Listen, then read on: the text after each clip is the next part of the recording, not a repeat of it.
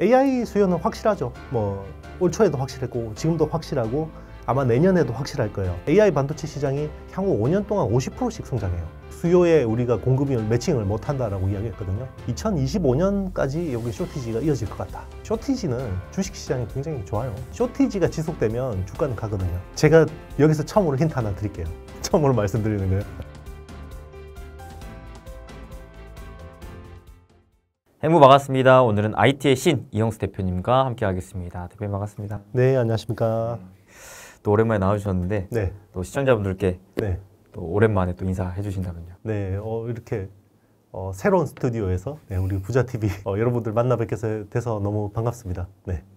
최근에 반도체 시장과 IT 또 테크 관련된 동향을 한번 우리가 체크해 봐야 될 것 같아요. 주가적인 측면을 봤을 때는 요즘 살짝 좀 기간 조정을 하고 있는 듯한데 최근에 이 IT 테크 전반적인 산업적인 동향은 어떤가요? 올해 이제 상반기를 주도했던 거는 AI 어떤 모멘텀과 메모리 반도체 반등 사이클의 어떤 중첩이었잖아요. 그렇죠. 네, 그게 이제 그런데 AI 수요는 확실하죠. 올 초에도 확실했고 지금도 확실하고 아마 내년에도 확실할 거예요. 근데 이제 중요한 거는 메모리 반도체에 대한 어떤 그 수요 반등이거든요. 근데 그 수요는 전통 수요죠. 이제 서버가 있고 모바일이 있고 PC가 있는데 서버 쪽은 어쨌든 하이엔드 쪽에서 AI 수요가 HPC 쪽으로 이제 끌어주니까 크게 걱정할 게 없는데 지금 모바일하고 PC가 제일 문제였거든요. 근데 모바일 쪽은 아직까지는 좀 지지부진한 것 같은데 최근에 8월부터 데이터들이 PC 쪽이 돌기 시작했어요. 보면 이번에 TSMC 8월 이제 그 어떤 데이터가 나왔는데 전년 동기 대비해서는 13.5% 정도 빠지긴 했는데 올해 월간으로 보면 8월이 제일 좋아요. 네. 1월에서 7월보다 8월이 제일 월간 단위로 제일 좋은 상황이고 그리고 이제 그 대만의 PC 업체들이 되게 많잖아요. OEM 아수스라든지 에이서라든지 이런 업체들이 이제 OEM 업체들이 되게 많은데 매출이 20%에서 30%씩 다 전달 대비해서 증가했어요. 이거는 굉장히 긍정적인 포인트라고 볼 수 있는 거고요. 그래서 이제 PC 쪽은 이제 좀 돌아설 것 같다. 그리고 이제 조만간 윈도우 10 이제 서비스 종료가 되고 윈도우 11으로 바뀌면 또 교체 수요가 일어나고 그리고 이제 인텔의 또 CPU 메테오 라이크가 되면 DDR5를 지원하고 이런 긍정적인 부분들이 있다라는 거죠. 아직까지 모바일은 약간 좀 불안불안하긴 한데 지금 애플에 대해서도 우려가 있고 하긴 하지만 그래도 지금 샤오미 같은 그러니까 중국 내수 어떤 스마트폰이 되게 중요한데 샤오미 쪽의 어떤 재고 데이터들이 빠른 속도로 줄고 있어요. 그러니까 재고가 줄고 있다는 건 다시 리스토킹에 대한 수요가 생길 수 있기 때문에 그렇게 걱정할 건 아닌 것 같다 이런 생각이 듭니다. 그럼 이제 AI 반도체 수요는 사실 우리가 계속 탄탄한 거를 알고 있었는데 여기에 대해서 모바일과 PC 시장에서의 메모리 반도체 수요가 좀 점차 회복되는 것 같다라는 흐름을 이제 체크하신 거네요. 근데 이제 AI 쪽도 이제 수요는 폭발적이에요. 수요는 엄청나거든요. 공급이 안 됩니다. 지금 TSMC 코어스라고 하는 이제 어드밴스드 패키징 쪽에 이 쇼티지가 심각한데 이번에 그 코멘트가 이제 TSMC CEO가 어떤 이야기를 했냐면 2025년까지 여기 쇼티지가 이어질 것 같다. 수요에 우리가 공급이 매칭을 못 한다라고 이야기했거든요. 그래서 우리가 열심히 하면 한 80% 정도는 매칭을 할 수 있는데 그래도 20%는 쇼티지가 난다는 거죠. 그러면 그거는 이제 삼성한테 기회고 쇼티지는 주식시장이 굉장히 좋아요. 네. 그렇죠. 쇼티지가 지속되면 주가는 가거든요. 맞습니다. 그래서 당분간 어드밴스드 패키징 쪽은 더 열심히 봐야 된다 생각이 듭니다. 말씀하셨다시피 이제 삼성이 이러한 흐름에 좀 새로운 기회를 잡을 수가 있겠는데 최근에 또 HBM3 관련해서 삼성이 또 이에 대한 움직임을 더 가속화하겠다라는 발표를 해줬잖아요. 네네. 그러면서 하이닉스에 비해 삼성전자 최근 또 단기적인 움직임이 좋았었고 네. 그리고 심지어는 엔비디아를 고객으로 잡는다라는 또 이슈도 있었는데 삼성전자 앞으로 HBM3 시장을 발판 삼아 추가적인 주가 상승 흐름을 좀 기대해봐도 될까요? 네, 이게 실제로 9월에 HBM3를 양산하느냐 마느냐 하고 상관없이 주가는 될 것 같아요. 삼성 쪽에 이제 서프라이 체인 쪽은 될 것 같고 그리고 지금 엔비디아 쪽도 수주 받는 게 거의 받는 쪽으로 많은 가능성이 있는 것 같아요. 그런데 이제 이게 A100이나 H100 같은 하이엔드 칩이냐 요거는 좀 약간 불확실한 것 같습니다. 그래서 약간 A800이나 중국향 쪽에 아니면 그 전 V 시리즈나 이런 것들 아닌가 뭐 이런 이야기도 있는데요. 이건 좀 더 지나봐야 확인이 될 수 있을 것 같아요.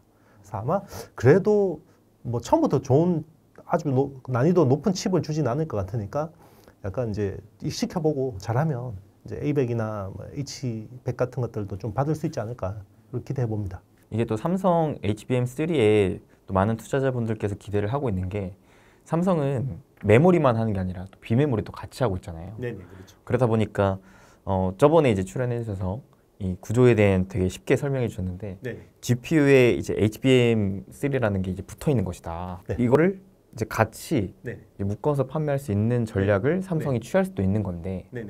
그렇게 된다면은 삼성의 조금 더 이 반도체 시장에서의 지위가 높아지는 게 아닌가 네. 좀 기대를 걸어볼 수도 있을 것 같고 그렇죠. 이게 실제로는 AMD에 이런 방식으로 납품할 것이 얘기가 나오고 있더라고요. 네. 그래서 이게 엔비디아로 또 만약에 그런 식으로 GPU와 HBM3를 묶어서 첨단 패키징 서비스로 공급한다라고 하면 네. 삼성도 분명 이번 AI 시장을 발판 삼아 앞으로 좀 기대를 걸어볼 수 있지 않을까라는 생각들을 많은 분들께서 하고 계신 것 같은데 이에 대해서는 좀 어떻게 생각하세요? 일단 지금 뭐 턴키 수주까지 되려면 일단 HBM3 양산을 성공을 해야 되는 거죠. 그래서 이제 HBM3를 얼마나 잘 만들어내느냐가 되게 중요한 것 같고, 근데 뭐 9월에 양산이 되든 안 되든 간에 삼성 파운드리 쪽은 지금 베팅을 할 것 같아요. 2조 가량을 이제 매년 투자를 해서 어드밴스드 패키징 그 TSMC 코어스, 칩온, 웨이퍼온, 서브스트레이트하고 똑같은 기술이 삼성에서는 iCube라고 하거든요. iCube하고 HBM3를 같이 턴키로 해서 엔비디아하고 AMD에 납품하겠다라는 거고, 그거는 삼성만 잘하면 기회는 있어요. 왜냐하면 쇼티지잖아요. 2025년까지. 그러면 쇼티지이기 때문에 공급만 제대로 해주면 삼성은 충분히 기회를 잡을 수 있고 거기서 또 마켓 시어를 가져올 수가 있거든요. 근데 이제 그 전제 조건이 선단 공정도 잘해야 되고 어드밴스드 패키징도 잘해야 되고 그에 관련된 생태계도 잘 꾸려야 된다라는 게 선제 조건인데 어쨌든 목숨 걸고 해야겠죠. 삼성 입장에서는.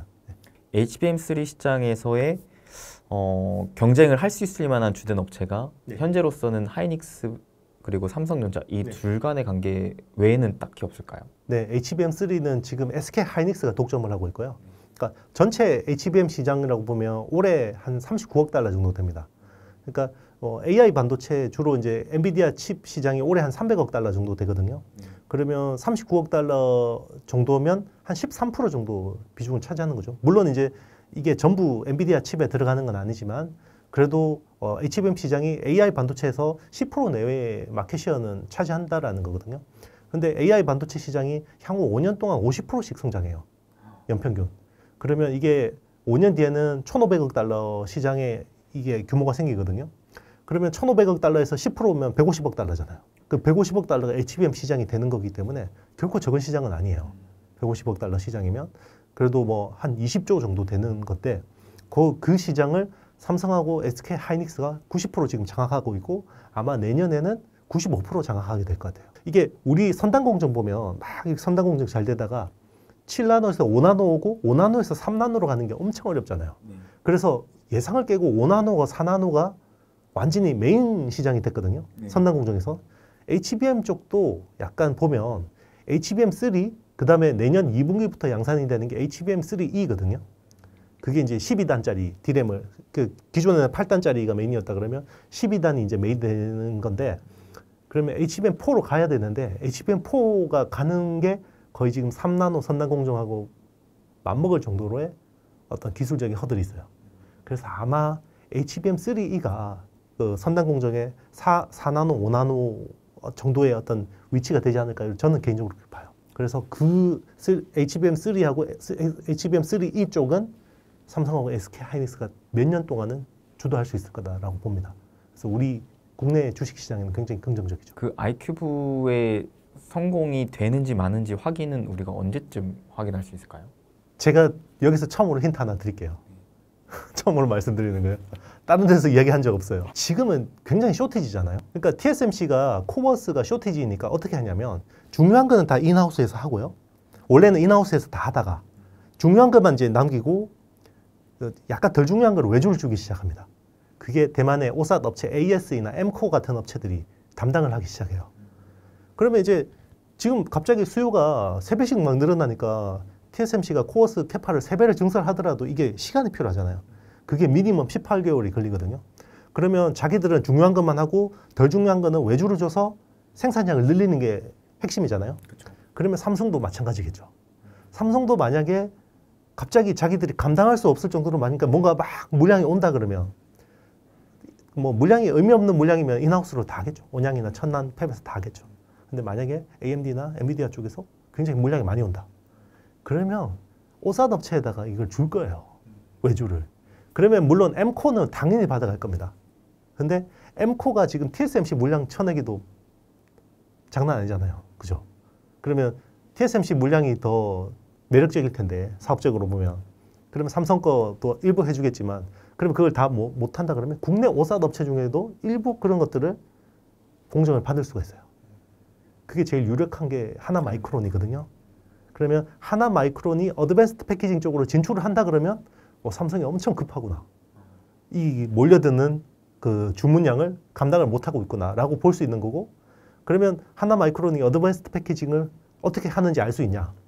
그러면 최소한 어드밴스드 패키징 하려면 핵심 장비를 사야겠죠.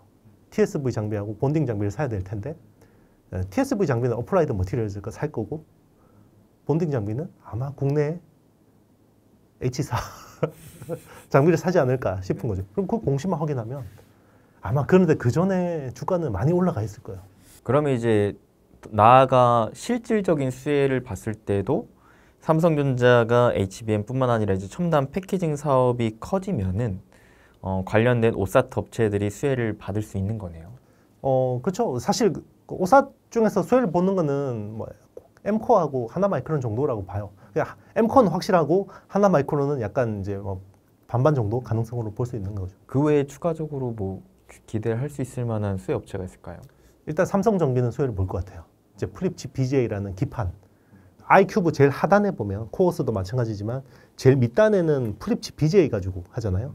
그러니까 인터포즈가 가운데 있고 제일 밑에 플립칩 BGA가 있고 위에 이제 GPU하고 HBM이 이렇게 붙는 3층 구조잖아요. 이렇게 그래서 제일 밑단에 있는 플립칩 BGA는 삼성전기에 이제 기판을 쓸 거예요. 같고요. 그리고 이제 지금 이 어드밴스드 패키징 장비가 많이 깔리잖아요. 네. 그러면 뭐 TSV하고 본딩이 핵심인데 그럼 본딩 장비가 많이 깔리면 여기 소모품 시장이 커질 것 같아요. 그러니까 예전에 우리 그 시각 사이클, 그러니까 낸드 플래시가 고단화되면서 시각 쪽에 완전 엄청난 붐이 일어났었거든요. 그래서 시각 뭐 램 리서치 장비가 막 깔리면서 그때 떴던 게 SiC 링, 실리콘 카바이드 링이 떴죠. 그래서 TCK라는 회사가 10배가 났죠. 그 사이클에서. 그래서 사실은 그때부터 파츠라는 어떤 산업군을 하나의 섹터로 인정해주기 시작했어요. 옛날에 장비 소모품은 이 산업으로 인정을 안 해줬거든요. 그냥 이제 약간 AS 이런 차원에서 봤거든요. 근데 그때 엄청나게 시장 커지면서 TCK, 하나머티리얼즈, 월덱스, K&J, 원익 QNC 이런 업체들 묶어서 파츠 시장이라는 걸 하나 인정해주기 시작했죠. 그래서 뭐 BCNC 같은 이제 그런 어떤 합성 쿼츠 업체도 막 들어오고 이번에도 저는 마찬가지라고 봐요. 이제 그 어드밴스드 패키징이라는 후공정 쪽이 엄청나게 앞으로 늘어날 거잖아요. 장비가. 그럼 장비가 막 늘어나면 거기 막 팹들이 돌아가면 특히나 본딩 장비 안에는요.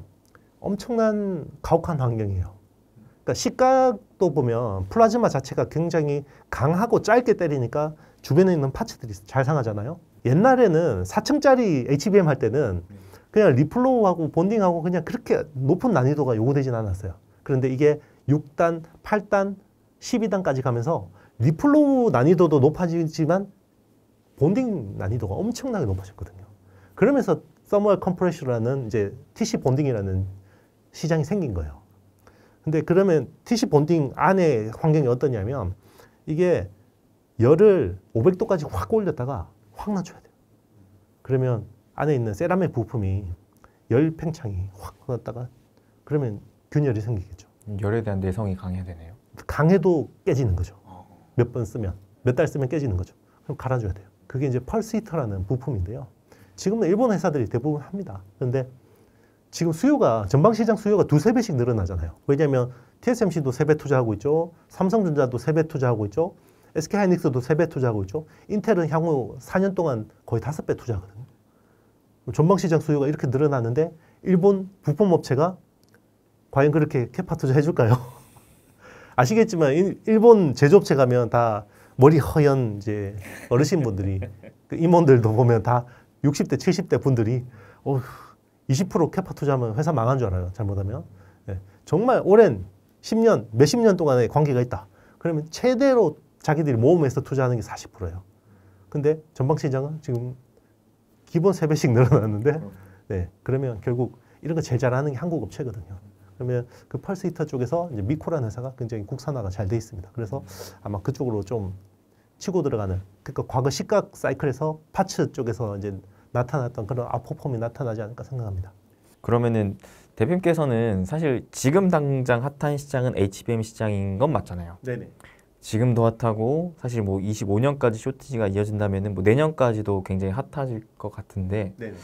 근데 그만큼 많은 분들께서 알고 계시고 그만큼 주가도 많이 올랐기 때문에 많은 분들께서 특히나 신규 진입 관점으로 봤을 때는 부담스럽지 않다고 하면 또 거짓말인 것 같거든요. 그렇죠.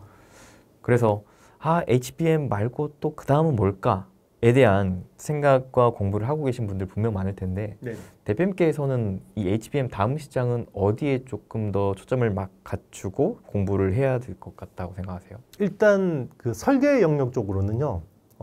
기존에 이제 엔비디아가 주도하는 이 AI 반도체 시장에서 자체 설계 시장이 커질 것 같아요. 그게 왜 그러냐면 지금은 AI가 데이터 학습을 하는 구간인데 이게 이제 추론으로 서서히 넘어오기 시작할 겁니다. 그래서 추론으로 오면 빅테크 업체들이 자체 설계한 칩들이 많아지고 그러면 그 이번에 ARM도 상장하지만 거기 관련된 IP 비즈니스를 하는 회사들이 많이 수혜를 볼 수 있죠. 그래서 뭐 이번에 ARM도 괜찮지만 뭐 그 설계 IP 관련된 비즈니스를 하는 시놉시스 같은 업체, EDA 툴도 하죠. 그리고 뭐 그러니까 자동화 설계 툴, 그리고 케이던스 같은 업체들. 그리고 이제 이 GPU하고 HBM 사이에서 이거를 소프트웨어적으로 굉장히 데이터 속도를 빨리 하게 해주는 인터페이스 IP를 하는 회사가 있어요. 램버스라는 회사입니다. RMBS. 다 미국 회사인가요? 맞습니다. 이런 회사들이 이제 그 실질적인 수혜는 사실 이런 회사들이 보게 되는 거고 여기서 이제 약간 프록시로 대한민국 시장을 본다 그러면 IP 비즈니스를 하는 회사 중에는 칩스 엔비디어 그리고 오픈 엣지 테크놀로지 그리고 이제 ARM의 어떤 핵심 그 협력사로 이제 가온칩스가 돼 있거든요. 그래서 가온칩스뿐만 아니라 AD 테크놀로지, 코아시아 같은 디자인 솔루션 파트너스 이런 회사들도 관심을 받을 수가 있죠. 네, 확실히 아직까지는 IP 시장 자체가 미국 기업들이 완전 주도하고 있잖아요. 그렇죠. 사실 뭐 대부분 미국 기업들이죠. 네. 그런데 이제 삼성도 이쪽 생태계를 키워야지 파운드리를 성장시킬 수 있기 때문에 국내 쪽 서프라이 체인을 키우려고 하는 거고 그리고 이제 공정적인 측면에서 보면 기존에는 HBM 요 디램 아파트만 보고 있었다 그러면 이제는 턴키 이제 주상복합까지 다 건설하는 요 삼성 파운드리 쪽 이제 이쪽 비즈니스를 그러니까 아이큐브 관련주들을 많이 주목해서 볼 것 같고요. 그래서 아이큐브 관련주 중에서 그래도 좀 뭐 실체가 있는 거는 하나마이크론이나 뭐 미코 같은 회사 그리고 뭐 한미반도체 뭐 이런 회사들이 이제 수혜를 볼 수 있고 시장에서는 일단 삼성 쪽의 벤더 중에는 이오테크닉스를 대장으로 보는 것 같습니다. 그래서 이오테크닉스나 뭐 리플로 관련된 뭐 프로텍이나 STI 뭐 이런 회사들 그리고 뭐 검사 장비 쪽에서는 인텍플러스 뭐 사실은 한미반도체가 검사 쪽에서도 굉장히 엄청난 회사예요. 한미반도체는 그냥 붙이고 자르고 이런 것만 잘하는 줄 아는데요. 정밀 검사 기술이 엄청납니다. 네. 그런 것들을 기반으로 해서 애플 그 카메라 검사 장비 이런 것들도 하는 거거든요. 그리고 이제 여기서 그 사업 영역 섹터로 봤을 때는 자율주행차 쪽으로 이제 점점 시프팅이 되는 거죠. 그러니까 기존에는 AI 쪽에서 데이터 학습 쪽을 많이 보다가 이게 이제 점점 이제 자율주행차 레벨 3 관련된 기술 쪽을 보게 될 겁니다. 그게 이번에 이제 테슬라가 주가가 이렇게 상승한 게 약간 신호탄이라고 생각합니다. 저는 한 내년부터 이게 시프팅 점점 되지 않을까라고 했는데 확실히 시장은 빠른 것 같아요.